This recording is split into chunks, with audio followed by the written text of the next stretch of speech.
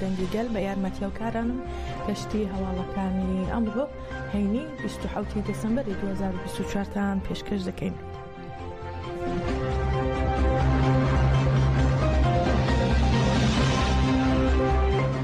هێزەکانی سووریای دیموکراتیک ڕایانگەیان لە گوندەکانی باشووری ڕۆژهەڵاتی منبەج 22 چەکداری گروپەکانی چەتەکانی دەوڵەتی تورکی داگیرکەریان کوشتووە. هەسەدە لە ڕاگەیاندراوێکدا دەڵێت هێزەکانیان وەڵامی هێرشێکی بەرفراوانی چەتەکانی تورکیا و گروپەکانی نزیک لە وڵاتیان داوەتەوە و لە ڕوبەڕووبوونەوەکەدا 22 چەکداری هێزەکانی تورکیان کوشتووە و 25 دیکەش بریندار بوون و شەڕەکەش لە دوێنەوە تاکو ئەمڕۆ بەردەوامە. دەشڵێن توانیویانە چەند زرێپۆش و ئۆتۆمۆبیلێکی سەربازی و تانکێکی شتێک بشکێنن. هەسەدا لە ڕاگەیاندراوەکەیدا دەڵێت هێزەکانمان بە چەک و موشکی قورس چەکدارەکانیان کردوتە ئامانج و ژمارێکی زۆریان لێ کوشتون و ئەمە جگەلە بە ئامانجگرتنی 4 بنکەی ئەو گروپە چەکدارانەیە.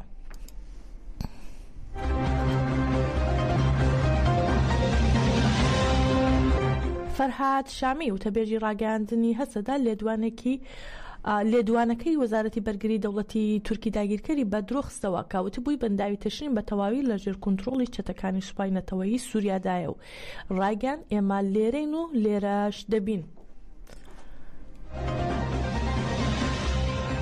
تماشاوان ایجا ایرو 26 ماه 12 2024 ساعت 5 و 20 دقیقه ام نهال الفيدري البندابا تشينه ده وكو دزالين دولة تركيا داگرکر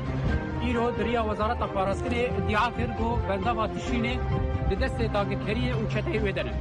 به هلبت همونا ما الفيدري همونا حواله ما الفيدري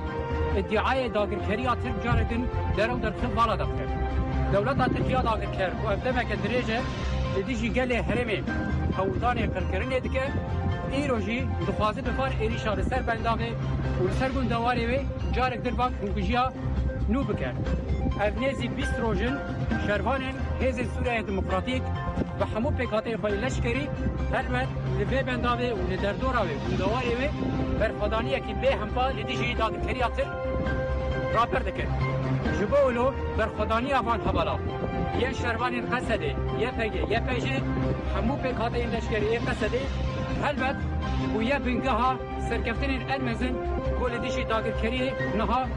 گلی مب دست دخل ام باق همو جوانات کن و او جوانین فیدره جه خواهد نبا شر رومت دبکرن ایرو روژا رومتیه روژا شرفیه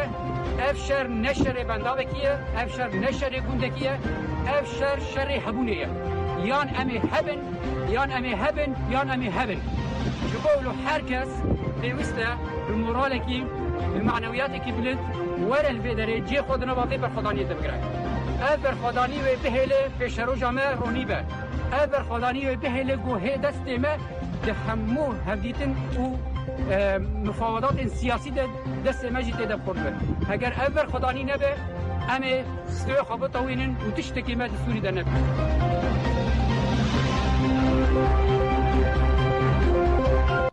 هێزەکانی سووریای دیموکراتیک ڕایانگەیان هێزە تایبەتەکانیان و دەستگای ئاسایشی گشتی بە هەماهەنگی هاوپەیمانی نێودەوڵەتی توانیان 4 چەکداری داعش لە ڕۆژاوای دەیرزور دەستگیر بکەن. هێزەکانی سووریای دیموکراتیک هەسەدا لە ڕاگەیاندراوێکدا دەڵێت لە ئۆپراسیۆنێکی تایبەتدا توانیویانە 4 چەکداری داعش دەستگیر بکەن کە لە ناوچەکانی ڕۆژاوای فراتەوە دزەیان کردووەتە ناو شارۆچکەی جنیا لە ڕۆژاوای دەیرزور. هەروەها دەشڵێن بە هاوکاری هاوپەیمانی نێودەوڵەتی کە لە چاودێری جموجۆڵی چەکدارانی داعش بەردەوامە هێزەکانیان چەکدارانی داعشیان دەستگیر کردو و دەستیش بەسەر چەک و کەلوپەلی چەکدارەکاندا گیراوە. هەسەدا لە ڕاگەیاندراوێکی دیکەدا دەڵێت داعش سوود لە هێرشەکانی گروپە چەکدارەکانی نزیک لە تورکیا کە نزیک لە تورکیا ناو دەبرێن وەردەگرێت و هێزەکانمان لە دەیرزور دەکاتە ئامانج و ئێوارەی دوێنێش شانەکانی سەرباڕی خراوی داعش شەڕوانەکانیان لا گوندەکانی دەیرزور کردووەتە ئامانج.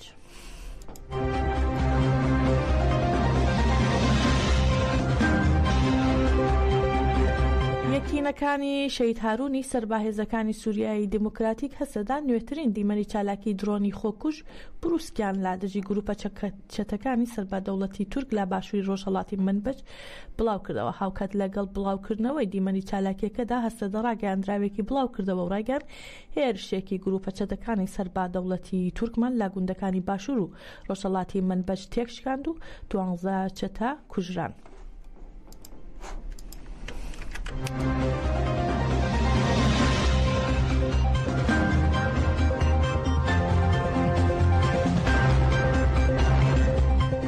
یەکینەکانی پاراستنی ژنان یەفەژا ڕایگەیان ڕووناهی یەکتا یەکێک لە فەرماندەکانی یەفەژا لە بەرخۆدان دژی هێرشەکانی دەوڵەتی تورک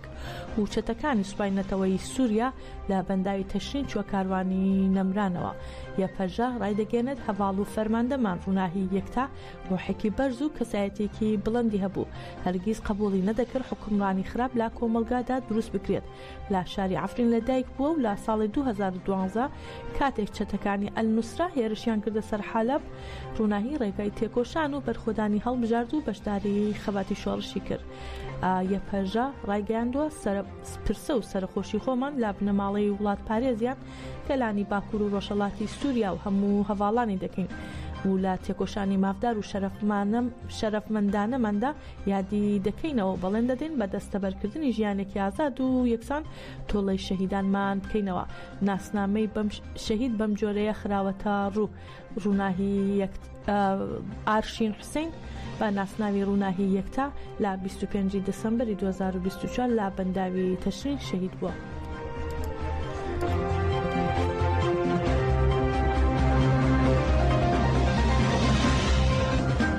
گەلی قامیشلو بە مەراسمێکی شکۆدار تەرمی 6 شەروانی شەهیدی هەسەدەیان بە ناوەکانی شەهید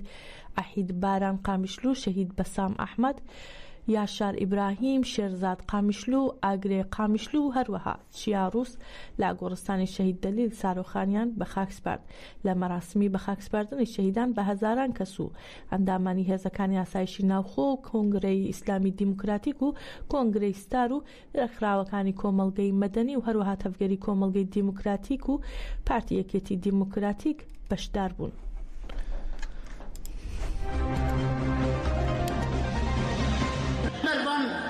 قامين بلند وان شهيدين كتبه برخدانا ديلوكي دا لسد تشرين لخرفوزا لدير حافظ كشردكن برخددن تيدو كوشن وحمو رنگين جداهية حمو رنگين تروري حمو رنگين فاشيزمي حمو رنگين بي اخلاقي دسينو ريوان دا ددن سيگناندن ام تبلف كومبونا نجبركو ام سر شهيدن خوب بگرين نجبرگو ام حیث را ببارینن جبرگو ذاتا شهید من نمرینا لجم خدای خوا زندینا دل گل خدا ساغن ام تب حاضر بونا جبو خاطر قهرمانیا شهیدا خوا ام قوت بسطینن ام همت بسطینن گو اوری و بردوام بی روش آبائیین آزاد ایرو جوهر کسیرا ناسگریه چاوا گو امتقوناغا کی آستند درباست بن ایرو شهر دمی بهتر کرکون دست خو بخنه دست هفته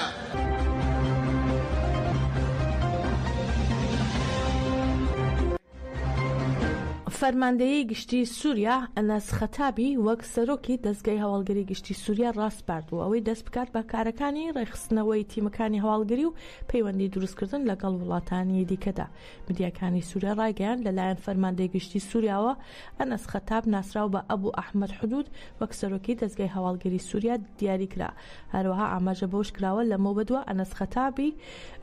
ئەنەس خەتابی دەست دەکات بە کارەکانی ڕێخستنەوەی تیمەکانی هەواڵگەری و پەیوەندی دروستکردن لەگەڵ وڵاتانی دیکەدا. ئەنەس خەتاب لە ساڵی 1970 لە شاری جەیرود لە پارێزگای دیمەشق لەدایک بووە و دوای تەواوکردنی خوێندنی ئامادەی پەیوەندی بە زانکۆی دیمەشقەوە کردووە. لە مانگی ئەیلولی ساڵی 2014دا خراوەتە لیستی تێرۆرەوە بەهۆی پەیوەندی لەگەڵ ئەلقاعیدە و ئەو کات ڕۆڵێکی کارای هەبووە لە پڕچەکردنی ئەندامانی بەرەی نووسرە و بە کەسێکی نزیک لە ئەحمەد شار عەداد دەنرێت.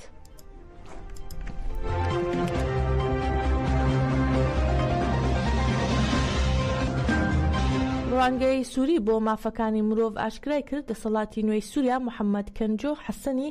سەرۆکی پێشووی دەسەڵاتی دادوەری سەربازی دەستگیر کرد کە با دیارترین کەسی بەرپرسیار دادەنرێت لا سێدارەدانەکانی ناوزیانی سێدنایە. دەستگیرکردنەکەی لا چوارچێوەی ئۆپراسیۆنێکی ئەمنیدا بوو کە ڕۆژی پێنجشەمبە لەلایەن دەسەڵاتە نوێکەوە لا پارێزگای تەرتووسی پێگەی سەرەکی لایەنگەرانی بەشار ئەسەدی سەرۆکی لە کار لادرا و دەستی پێکرد. ڕوانگەکە دەڵێت هێزانیەکان محەممەد کەنجۆیان لەگەڵ 20 لە ئەندامەکانی لە خەربەت مەعەزە دەستگیر کردووە و هێزانیەکانیش ڕۆژی چوارشەمبە لە کاتی هەوڵدان بۆ دەستگیرکردنی ڕوبەڕووی چەکدارەکانی بوونەتەوە و شەڕ و پێکدادان لە نێوانیاندا ڕوویداوە و حەوت چەکداری نزیک لە کەنجۆ کوژراون. دەسەڵاتدارانی نوێی سووریا تاکو ئێستا بە فەرمی دەستگیرکردنی محەممەد کەنجۆیان ڕان نەگەیاندووە.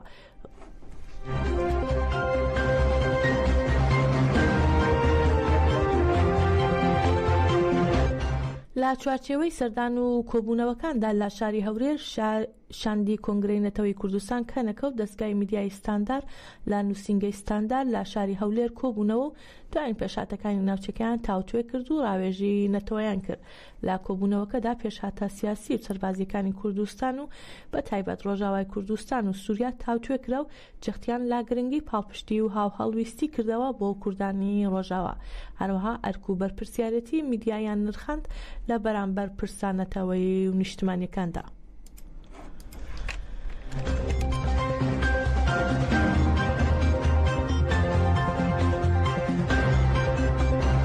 لە دوای پێشاتەکانی سووریا و هێرشەکانی دەوڵەتی تورک و چەتەکانی کە بووە هۆکاری کۆچبەری گەلی هەرێمەکانی شەهبا و تەل ڕەفعەت و منبەج و زۆرێکی تر ئیدارەی خۆبەڕێوەبەری بانگەوازی سەفەربەری و هاوکاریکردنی لە پێناوگەلی باکوور و ڕۆژهەڵاتی سووریا کرد و بۆ بەدەمەوە هاتن و پێشگیریدان بە و کوردانی ڕۆژاوە گەلی باشووری کوردستانیش بە ئەنجامدانی کەمپین هاوکاری و هەڵویستی خۆیان دەربڕی لەو بارەیەوە چالاکوان و کەسایەتەکانی شاری کەرکووکی باشووری کوردستان دەربارەی دۆخی کوردانی ڕۆژاوای کوردستان و گرنگی یەکڕێزی و یەکگرتووی کوردان و هاوکاریکردنی یەکتر لا ڕوبەڕووبوونەی و مەترسی و کارەساتەکانی سەرگەلی کورد دەدوێن و دەڵێن پێویستە ئەو سنوورە دەستکردانی دوژمن دروستی کردووە بشکێنین و هاوکاری ڕۆژاوای کوردستان بکەین.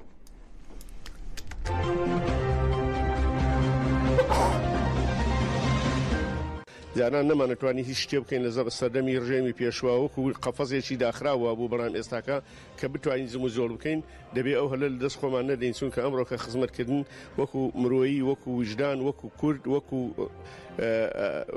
هەموو ئەو کارە پیرۆزانی کەوا لە دەستمان دێ ئەنجامی بدەین بۆ براکانمان لە ڕۆژاوە. ئەوەی جیاوازی بکە خۆی زەرە دەکات چونکە ئێمە کورد لە هەموو شوێنێ هەر کووردە و ئێمە کاتی خۆی کە ئەو هەموو کارەساتەمان بەسەر هاتن خۆ بکەوە یەکێمون لەوانەیە ناو پرۆسی ئەنفالا بوومە لە زیندانی ڕوومادیە بند کراوم ئێمە ئەو کاتەوە وەکو خەفەزێکی داخراوە و بەڵام ئەوە بوو کە ئەو کۆڕەویەکە کرا کوردی ڕۆژهەڵات یعنی قسووریان نەکرد زۆر بە وجدانەوە پێشوازیان لە خەڵکی کوردستانی عێراق کرد و خزمەتی زۆریان کرد و هەر لە کوردستانی باکووری دیسان ئەو خەڵکانی کەچوونە تورکیاوە خەڵک زۆر یارمەتیانیدا وەکو کورد بۆیە ئێمەش پێویستە درێغی نەکەین و بتوانین ئێمەش شوێن دەستمان دیار بێ لەو یارمەتی کۆمە کۆکردنەوەیەدا. بەڕاستی ئەمڕۆ ڕۆژاوی کوردستانە لەوانەیە سبەینێ باشووری کوردستان بێ پێشتر باشووری کوردستان بۆ ئەمڕۆ ڕۆژاوی کوردستانە بۆیە کورد دەبێ لە هەر شوێنێک تووشی ئەو حاڵەتانە بوو هەمووی پشتگیری یەکتری بکات. ئێمەش لەو سۆنگەیەوە هەوڵە دەین کەشتی هەواڵەکانمان پێشکەشکردن بمێنن لا خێر و خۆشیدا.